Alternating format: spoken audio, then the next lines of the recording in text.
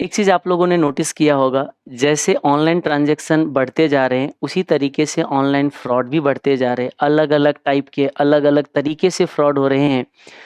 लेकिन एक चीज़ आपको नोटिस किया होगा, जितने भी फ्रॉड होते हैं, उसके अंदर 2 रीज़न होता है। एक या तो लालच होती है या दूसरा इग्नोरेंस, या हम कह सकते हैं हम इतना बिज़ी है कि हम उसमें थोड़ा-सा भी ध्यान नहीं दे पाते। बिज़ी होने की वजह से इग्नोरेंस आती है और उसकी वजह से भी फ्रॉड हो जाते हैं। मेरे साथ भी ऐसा ही कुछ फ्रॉड हुई है 1-2 दिन में। तो मुझे लगा कि देखो, आप खुद गलती करके अगर सीखोगे, तो हो सकता है आपको भी पैसे गँवाने पड़ जाए मेरे जैसे, तो क्यों ना दूसरे की गलती से ही सीख ले। तो ये कुछ नए टाइप्स के फ्रॉड मेरे सामने आए हैं, तो मुझे लगा कि आप लोगों के साथ शेयर कर देना चाहिए। जस्ट लाइक अमेज़न और फ्लिपकार्ट, इंडिया मार्ट भी एक ऑनलाइन शॉपिंग का प्लेटफ़ॉर्म है, लेकिन वहाँ पे थोड़ा-सा डिफरेंट चलता है। जैसे अमेज़न पे और फ्लिपकार्ट पे आप डायरेक्टली प्रोडक्ट सेलेक्ट करके डायरेक्टली पेमेंट करते हो, आपके पास आ जाता है। लेकिन इंडिया मार्ट पे क्या होता है कि आपको वहाँ पे सारे के सारे डिस्ट्रीब्यूटर्स जो है, जो वेंडर्स है, उसके आपको लिस्ट मिल जाता है। आपको पर्सनली उनसे डील करके उनको पेमेंट करना होता है। ख़ास करके मेडिकल सप्लाइज़ के जितने भी अगर आपको इंस्ट्रूमेंट हो गए या फिर कोई भी ऐसा सामान जो है, वो मेडिकल से रिलेटेड है, मैक्सिमम आपको इंडिया मार्ट पे मिलता है। जैसे आप लोग जानते हो कि मेरे फादर जो है वो डायलिसिस पेशेंट है, यानी कि किडनी पेशेंट है। उनके लिए एक मुझे डायलाइज़र की ज़रूरत पड़ता है, क्योंकि छोटे शहर में उनका डायलिसिस होती है, तो वहाँ पे जो हॉस्पिटल वाले जो डायलाइज़र को रीयूज़ करते हैं, वो जो एक इंस्ट्रूमेंट, एक प्रोडक्ट यूज़ होता है उस मशीन पे ब्लड फ़िल्टर करने के लिए, उसको डायलाइज़र बोला जाता है। तो वो क्या करते हैं, उसको फ़िल्टर करके रीयूज़ किया जाता है, लेकिन वो छोटे से शहर की जो हॉस्पिटल है, वो उतने अच्छे से साफ़ नहीं करता उनको, जिसकी वजह से बार-बार इन्फेक्शन हो जाता है। तो मैं क्या करता हूँ, वो डायलाइज़र में अपने तरफ से ही हॉस्पिटल को प्रोवाइड करके उनको डायलिसिस कराते। तो वो डायलाइज़र ना यहाँ कहीं मिलता नहीं है, उसको जब भी मैं सर्च करने जाता हूँ, तो मुझे इंडिया मार्ट के ही जो डिस्ट्रीब्यूटर्स हैं, उन्हीं से मुझे कॉन्टैक्ट करके वो डायलाइज़र खरीदना होता है।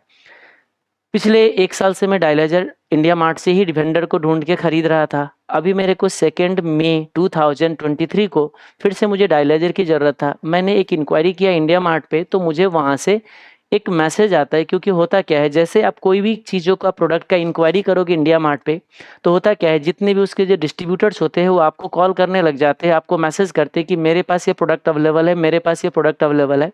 तो उसी दौरान मेरे पास एक मैसेज आया, मैं आप लोग को ये मैसेज दिखाता हूँ। स्क्रीन पे दिख रहे होंगे एक नंबर, डायलाइज़र फ्रॉड करके मैंने इसका नेम सेव कर लिया है। इसका डीपी देखोगे तो कहते हैं black day for India is Pulwama attack.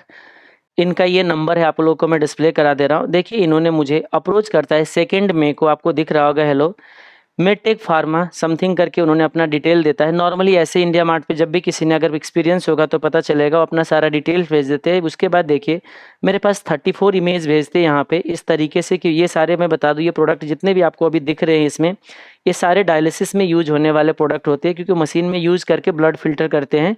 तो मुझे सारा चीज़ भेज देता है कि मेरे पास ये सब अवेलेबल है, बट मुझे जो चाहिए थी, मुझे ये प्रोडक्ट चाहिए थी, तो उसने भेजता है, फिर मुझे उसका कोटेशन देते हैं, फिर वो मुझे कॉल करने की भी बात करता है। मैंने उनको पूछा कि अच्छा, आपके पास जो स्टॉक में उसका इमेज भेज दिखाओ, क्योंकि मुझे एक्सपायरी डेट देखनी थी, तो मुझे एक्सपायरी डेट भी कुछ बता देते हैं। उसके बाद मेरे से एड्रेस ले लिया, कॉल पे बात होने के बाद मैंने उनसे बोला कि उन्होंने मुझे इनवॉइस भेज दिया। मैंने इनवॉइस में से देख लिया मुझे, क्योंकि इससे पहले भी मैंने कितने बार मंगवाया हुआ, 5-6 बार अलग-अलग वेंडर से, कभी तमिलनाडु से आता है, कभी कर्नाटका के अलग-अलग सिटी से आते हैं। तो हमें पता है कि डायलाइज़र यही लोग डिस्ट्रीब्यूट करते हैं, वहीं से आएगा। तो ये भी कुछ ऐसा ही कुछ देखोगे इसका, तो आपको दिख रहा होगा कि ये पिन नंबर इतना है। आप देख रहे हो इसमें सब कुछ लिखा हुआ दिख रहा है। तो मुझे लगा ठीक है, मैंने सब सिंपली क्या किया, जीएसटी नंबर वेरीफाई कर लिया और ये कंपनी का नाम आ रहे थे, ये कंपनी इंडिया मार्ट पे लिस्टेड भी था। तो मुझे लगा ठीक है, अभी मैंने इंक्वायरी किया है तो इनके पास डिटेल गया होगा, मुझे शेयर किया है। ये रहा, ये है प्रोडक्ट का नाम, पॉलीफ्लक्स 14L डायलाइज़र। तो ये मैंने किया, इसमें 9600 का बिल बनाया। मैंने बोला ठीक है, ये रहा, यहाँ पे देखिए, इसका आपको दिख रहा होगा बैंक डिटेल, आपको दिख रहा होगा यहाँ पे। ये देखिए, ये बैंक डिटेल। मैंने क्या किया, मैंने बोला ठीक है, सब कुछ सही है, मैंने पेमेंट कर दिया। था क्या दिक्कत कि मैं थोड़ा-सा बिज़ी था, तो और आज के डेट पे यूपीआई जो है ना, जितना ईज़ी कर दिया है, उतना ही ज़्यादा आप लोगों के लिए थोड़ा-सा लगता है कि उस पे सावधान भी होना चाहिए, जो मुझे लगता है। मेरे साथ क्या हुआ, मेरा इग्नोरेंस क्या है, मैं बता दूँ आपको। मैंने पेटीएम पे बैंक डिटेल डाला, क्योंकि होता क्या है, अगर आप बैंक पोर्टल से जाओगे तो बेनिफिशियरी ऐड करो, फिर उसमें लगता है 30 मिनट्स का कूलिंग पीरियड आता है, फिर उसके बाद पेमेंट करो। उससे ज़्यादा अच्छा है, टाइम कम है, अरे ठीक है, पेमेंट कर दो। पेमेंट कर दिया मैंने, अकाउंट नंबर डाला, आईएफएससी कोड डाला। दिक्कत क्या हो गई, यहाँ पे देखो नेम क्या डाला है उसने, कंपनी का नाम डाला है। उसमें जो नेम आता है, जैसे आप पेटीएम पे अकाउंट नंबर डालते हो तो नेम एक डिस्प्ले होता है, वो नेम में मैंने ध्यान नहीं दिया कि वो किसी और का नाम आ रहा था, यहीं पे जाके मैं फंस गया। यानी कि सब कुछ मैंने सही कर लिया, जीएसटी नंबर चेक कर लिया, मैंने सब कुछ चेक कर लिया कि हाँ, मुझे लगा जेन्युइन बंदे हैं इतने सारे, क्योंकि इंडिया मार्ट से जो भी कॉल आता है आज तक, जितना भी मैंने बहुत सारे प्रोडक्ट खरीदा है सब जेन्युइन ही आता है, मुझे लगा जेन्युइन ही होगा, इतना ध्यान दिया ही नहीं। और मैंने क्या किया, इसके बाद इनको पेमेंट कर दिया। मेरे साथ दिक्कत ये हो गई, ये देखो, ये जैसे पेमेंट किया, ऊपर आपको नेम दिख रहा होगा चंपत लाल। ये मुझे एक बार नेम पे ध्यान देना चाहिए था, लेकिन होता क्या है, जब हम लोग यूपीआई पेमेंट करते हैं, अकाउंट नंबर डालते हैं, आईएफएससी कोड डालते हैं और सीधा इनिशिएट कर देते हैं पेमेंट, ये भी नहीं देखते कि नाम क्या हो गया। हो सकता है आप लोग देखते होंगे, मेरे साथ इग्नोरेंस हो गया, ये मेरा गलती है, यही गलती भुगत रहा हूँ, 9600 मेरा गया, सिंपल सी बात है।